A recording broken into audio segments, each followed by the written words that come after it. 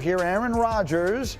He was at an event this past weekend. He was answering some questions from some fans. You're going to hear the question, and then you will find his answer interesting. Will Aaron Rodgers ever go to the Bears? Oh, boy. Security, can we get her out of here? I need some security. Security, can you take it easy on her on this one? No, but I believe there's a team that might play in Chicago this year. Let's go! On a road trip. I don't know. I'm not sure. Got to check it out. Well, you can check this out. The Pittsburgh Steelers do indeed play on a road trip to Chicago in Week 12. Dan Graziano, Mike Tannenbaum joining the conversation. Graz, I admit it. The fact that he knew that the Steelers played in Chicago felt relevant to me. I'm ashamed to acknowledge that on the air, but it did. What did you make of it, and what, if anything, are we hearing as they head into OTAs? Yeah, what Aaron Rodgers likes the most is attention and being the center of it. So obviously he's enjoying this. He looks like he's enjoying it, and good for him.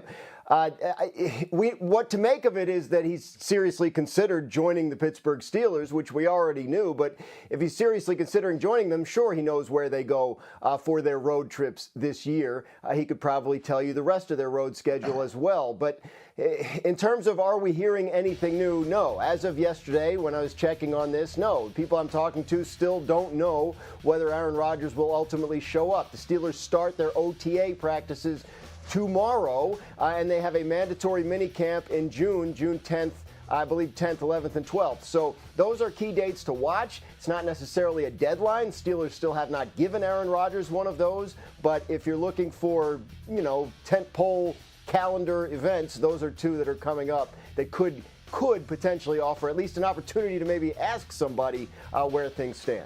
Mike T., you were a general manager in two different places. If this was a place you were the general manager, would you have a deadline? Yes, it was about 6 weeks ago, Greeny, and here's why. You're trying to win the AFC North in 2025, and you're trying to compete against Lamar Jackson and the Baltimore Ravens and Joe Burrow and the Cincinnati Bengals. Think about all the reps those teams have. If you look at this graphic here, look at all those reps, look at all those games those teams have played with Zay Flowers, Rashad Bateman, Higgins, and Chase. So, Greeny, think about as good as DK Metcalf, we hope and believe, and as you mentioned in the meeting this morning, sure, they threw one time at UCLA, but they are massively behind this season in terms of reps and experience if they want to meaningfully compete in the AFC North. Yes, Rodgers had multiple completions to DK Metcalf on a practice field at UCLA a couple of months ago, and that is the entirety of their connection. I want to play what Wilbon said here on Friday, Harry, and then I'll let you start the conversation with it there. Michael Wilbon was sitting in this chair, and I think he spoke for a lot of people about the Steelers and Aaron Rodgers. This is what he said. Making a mistake if they let him anywhere near their building. What are we talking about? Do people just look at actually what happens in sports? Aaron Rodgers hasn't been relevant as a quarterback in the NFL for 4 or 5 seasons. What are we talking about? The Steelers are not, the hallmark of the Pittsburgh Steelers is not stupidity. Smart organization that makes right moves over decades. And they're going to bring Aaron Rodgers in with all his drama into that room? Really? The Mike Tomlin we know. He's going to deal with that nonsense? What? For a guy who can't play. I'm not talking, yes, he will wear a gold jacket. He's earned it. He's not wearing it now. He's not going to play in a gold jacket. The fact that we have now spent this much time talking about Aaron damn Rodgers Memorial Day weekend is insane. Stop with Aaron Rodgers. Stop.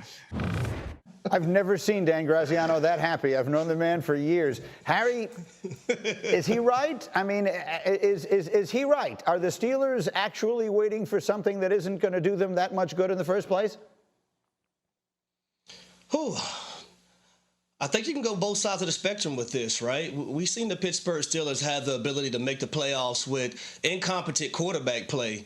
Now, what they're probably hoping for when it comes to Aaron Rodgers is not that he's going to be the MVP that we've seen him be in this past, but be better than Russell Wilson, be better than we've seen, Mason Rudolph be. And then when I mentioned the name Mason Rudolph, I say to myself, well, you're not going into the AFC North and then better yet the AFC trying to win versus Mahomes and everyone else with Mason Rudolph as your quarterback.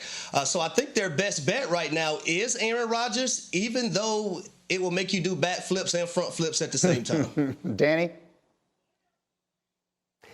Well, I think Wilbon's absolutely right, and I think that he's giving us the emperor has no clothes, right? Like everybody wants to talk about Aaron Rodgers going to the Steelers, and that's their hope.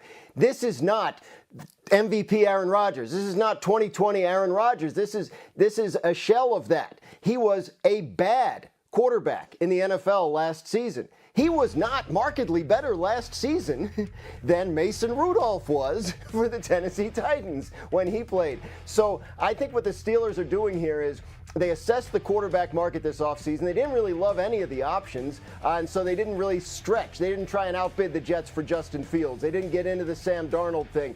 I think Aaron Rodgers is fine if he shows up, and I think the Steelers are probably fine if he doesn't. Would they try and trade for Kirk Cousins, another flawed option at this point in his career? Maybe, but they kind of like Mason Rudolph. He's been in that building. He helped them get to the postseason 2 years ago with the way he played in December, and I just don't think the Steelers are sitting there hanging on Aaron Rodgers' decision as if he says no, we're going to have to fold the franchise and not even play the 2025 season. I just don't think that's how they're looking at it. Mike T, final word.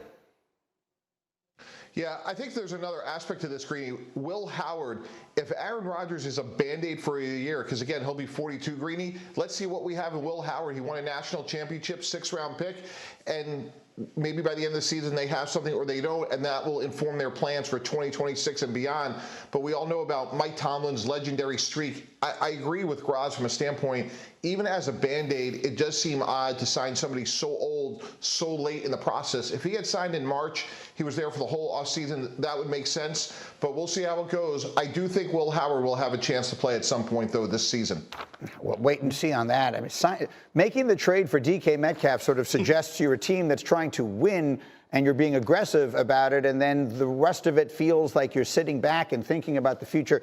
Really complicated times. And here, but this looks like systems go that he is plan A. They're going to wait this out. They know that he's had some family things or some personal issues that he has talked about in the Pat McAfee show that he has to work through. And so they're willing to remain patient. I saw team president Art Rooney II at the owners' meetings earlier this week. He said, we're going to wait, quote, a little while longer. So Rodgers plan A, Kirk Cousins could be a viable plan B after making some calls today. I do believe he's been on their radar. If something were to fall through with Rodgers, certainly they could reconvene, call Atlanta, see if they could try to shake something out. But right now, Rodgers is the guy. Now, Art Rooney may be willing to wait, but that's not necessarily the case for Jalen Ramsey. He's probably waiting with a little bit more bated breath. Any updates on his situation and a potential trade there? Yeah, so I was told Miami has been in contact and in talks with several teams about Ramsey. So nothing imminent yet, in part because of that $24 million in guarantees that he is owed in 2025. The Dolphins haven't shown a willingness to pay a lot of that money. Neither do teams. Now, the LA Rams have been loosely involved here. They won a Super Bowl with Ramsey. They're very familiar with the player. Nothing hard and fast, though, as far as a deal. NFC East could be one to watch. Dallas Cowboys, look, they made 3 trades this offseason.